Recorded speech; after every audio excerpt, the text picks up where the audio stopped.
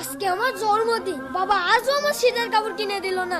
আব্দুল আওয়াল অনেক পছন্দ করবে, তাড়াতাড়ি বাড়ি যাই। আব্দুল আওয়াল, এই দেখো তোমার জন্য নতুন শীতের কাপড় নিয়ে এসেছি। এই দেখো আমি নিজ হাতে সেলাই করেছি। এই যুগে কেউ এইগুলো পরে? বাবা আমার কাছে কেনার মতো টাকা নেই। তুমি তোমার ফোনটা দাও, আমি অনলাইনে অর্ডার করে নিচ্ছি। আমার কাছে টাকা নেই বাবা। আমি অত কিছু জানি না, আমার শীতের কাপড় লাগবে।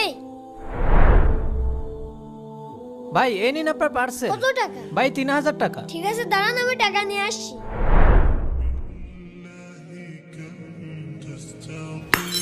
ভাই এই নেন আপনার টাকা।